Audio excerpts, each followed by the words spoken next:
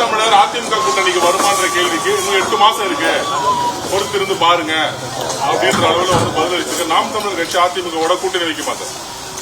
அவங்க என்ன சொன்னாங்கன்னு சொல்லுங்க. இல்ல அதான் இன்னும் 8 மாதங்கள் இருக்கு, நாங்க வந்து அதுக்கான காலம் இருக்கு, நிச்சயமா வருவாங்க அப்படின்ற மாதிரி சொல்லியிருக்கேன். அதே தான் நான் சொல்றேன், 8 மாதம் இருக்கு, பொறுத்து இருந்து பாருங்க.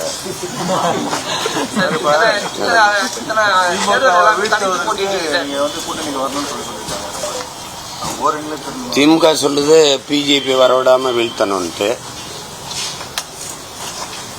அது ஒரு அணி. திமுக மறுபடியும் வரவிடக்கூடாது, அதை வீழ்த்தணும்னு அது ஒரு அணி. அவங்க ஓரணிங்கிறாங்க, நாங்கள் மட்டும்தான் ஒரே அணியில் இருக்கிறோம். இது எல்லாத்தையும் வீழ்த்தணும்ட்டு எங்களுக்கு ஒரு கோட்பாடு இருக்கு. ஒரு தீமைக்கு மாற்று தீமை இல்லை. நெருப்பை வச்சு அணைப்பது கடினம். நெருப்பை அணைக்கிற நீர் யாருன்னு இருக்குல்ல,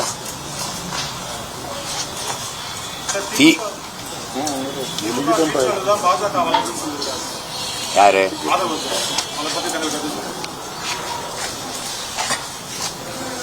அப்படிலாம் ஒண்ணும் கிடையாது. இங்க மாறி மாறி ஆண்ட இந்த ஆட்சியாளர்கள் இந்திய கட்சிகளின் தேவையை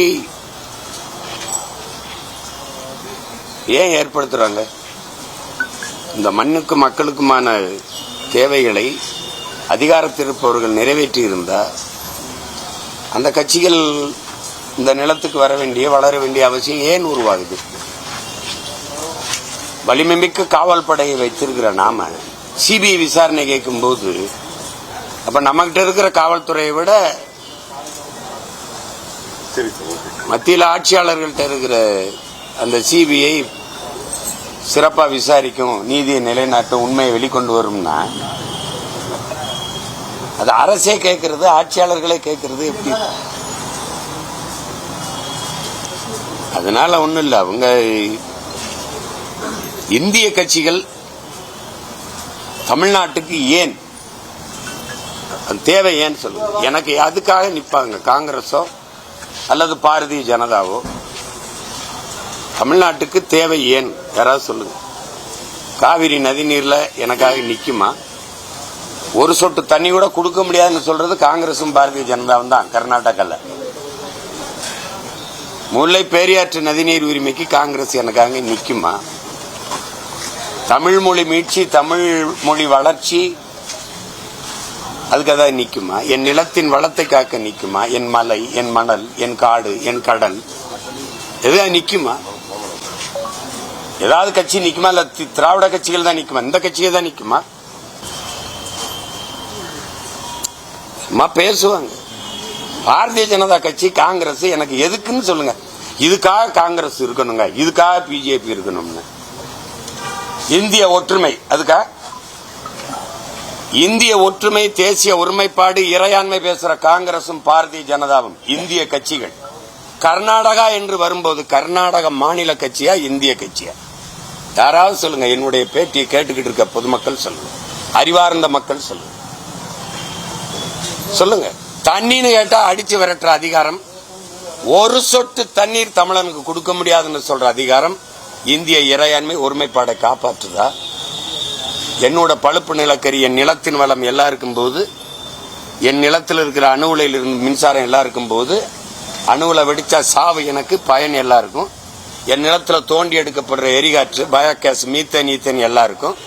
என் நிலத்தின் வளம் எல்லாம் இருக்கும், பொதுவா இருக்கு, நரிமணம், பெட்ரோல் எல்லாம் இருக்கும். ஆனா அவனவன் வளம் அவனவனுக்கு. என் நிலத்தின் வளம் எல்லாம் இருக்கானா? நான் இறையாண்மை ஒருமைப்பாட்டுக்கு நிக்கிறானா? இந்த கட்சிகள் ஆட்சிகள் இந்த மாநில நிக்குதா?